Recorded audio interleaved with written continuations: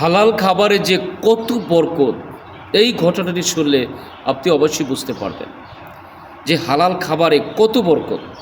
আজকে তো আমরা হারামের পিছনে ছুটছি, কোনো কিছু বিবেচনা করছি না। টাকা পাইলেই আমরা সেটা ধরছি, টাকা পাইলেই সেটা আমরা নিচ্ছি, কিন্তু সেটা কোথার থেকে আসলো, সেটা কোন ধরনের টাকা, সেটা কোন উৎস থেকে আসলো, সেটা আমরা চিন্তা করি না।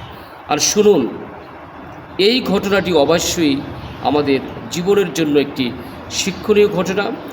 যারা আজকে হালাল রিজিক ছেড়ে দিয়ে হারামের দিকে ধাবিত হচ্ছে, তারা ঘটনাটি শুনুন। হালাল রিজিকে যে কী বরকত, সুবহানাল্লাহ।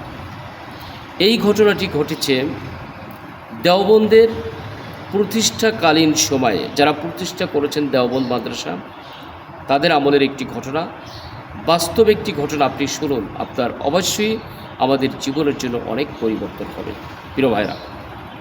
তো আসুন আমরা শুনিন যে দেওবন্দের কিছু ওস্তাদদের মুখে শোনা এই ঘটনাটি।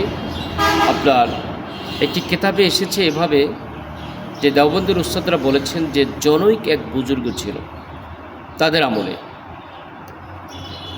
ওই বুজুর্গ দৈনিক গরু, মহিষ, ছাগল, ভেড়া ইত্যাদির জন্য ঘাস কাটত। সকাল থেকে শুরু করত ঘাস কাটত এবং অনেক পরিমাণ ঘাস নিয়ে আসতো এবং দেওবন্দের বাজারে বিক্রি করত। দেওবন্দ বাজারে সেটা বিক্রি করত। আর ওই ব্যক্তিটির নাম ছিল আবদুল্লাহ। তো আবদুল্লাহ ঘাস বিক্রি করত, ঘাস বিক্রি করত মাত্র 6 পয়সা। 6 পয়সাতে ঘাস বিক্রি করত। এর ভিতর 2 পয়সা দিয়ে নিজের আহাল পরিবার যেন খাবারের ব্যবস্থা করত এবং 2 পয়সা বিভিন্ন ক্ষেতে দান করত। মসজিদ, মাদ্রাসা, বিধবা, অসহায়, গরিব, মিসকিন তাদের ভিতর দান করত 2 পয়সা। আর 2 পয়সা ভালো একটি ন্যায়তে জমা করে রাখত। তাই ওই যে 2 পয়সা বছর শেষে 6 টাকা, 7 টাকা, 8 টাকা যাই হতো, জমানো টাকা দিয়ে বছর শেষে একটি খাবারের আয়োজন করত এবং সেখানে দেওবন্দের আলেমদেরকে দাওয়াত দিত। তো আলেমরাও, দেওবন্দের ওস্তাদরাও বলেছেন যে আমরা ওই বুজুর্গের, ওই জনৈক ব্যক্তির দাওয়াত পাওয়ার জন্য অধীর আগ্রহে থাকতাম যে কখন সে এই দাওয়াতের আয়োজন করবে, খাবারের আয়োজন করবে। এই জন্য আমরা খুব অধীর আগ্রহে থাকতাম। প্রিয় ভাইরা, দেখেন সুবহানাল্লাহ, যে তারা দেওবন্দের উস্তাদরা পর্যন্ত যার দাওয়াত খাওয়ার জন্য অধীর আগ্রহে থাকতেন।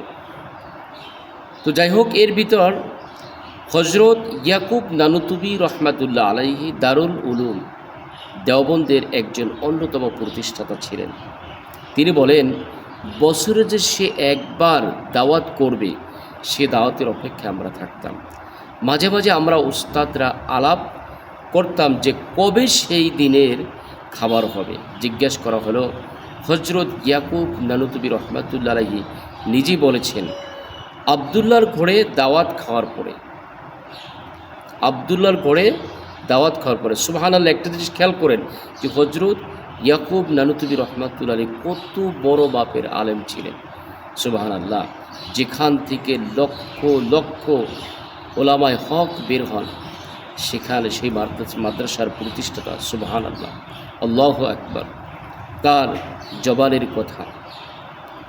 তিনি বলেছেন, ওই বুজুর্গের, ওই ব্যক্তির দাওয়াত খাওয়ার পরে অন্তত 2 মাস ইবাদত বন্দিগির ভিতর এমন মজা পেয়েছি, মানে এমন মজা পেতাম যে ইবাদত বন্দিগি করার প্রতি বেশি বেশি আগ্রহী হতাম এবং স্বস্তি পেতাম, শান্তি পেতাম, যা অন্য সময় আমরা উপলব্ধি করতাম না।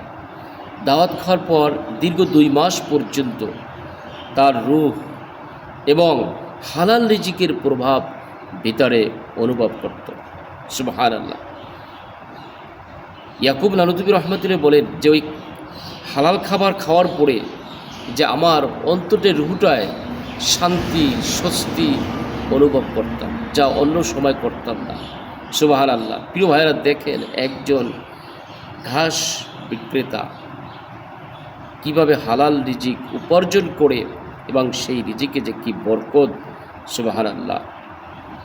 অনুরূপভাবে দেখেন যে হালাল রুজিক ছাড়া এর বিপরীত যদি কেউ খায়, এ ব্যাপারেও হজরত ইয়াকুব নানুতুবি রহমতের একটি ঘটনা বর্ণনা করেছেন এভাবে যে একদিন তিনি এক বড় লোকের বাড়িতে দাওয়াত খেতে গিয়েছিলেন।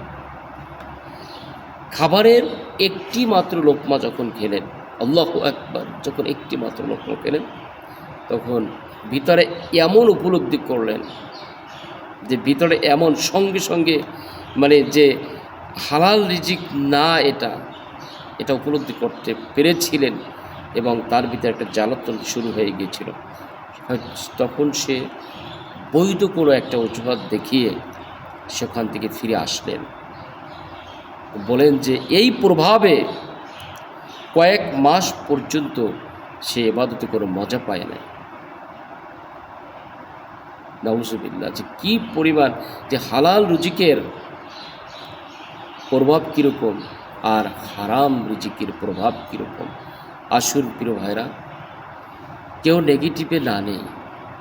এই সমস্ত ঘটনা, আল্লাহর ওলিদের ঘটনা শুনে আমরা উদ্বুদ্ধ হই, নিজে আমল করি, হালাল রিজিক অল্প হইলেও ভালো, হালাল রিজিক উপার্জন করার চেষ্টা করি। অন্যও যেন এই ঘটনা শুনে উদ্বুদ্ধ হয়ে হালাল রিজিক উপার্জন করার চেষ্টা করে সেজন্য অন্যের নিকট আমরা বেশি বেশি শেয়ার করে দেব এবং নিজেরাও হালাল রিজিক উপার্জন করার চেষ্টা করব। আর এই চ্যানেলটি সাবস্ক্রাইব করে পাশে থাকবে।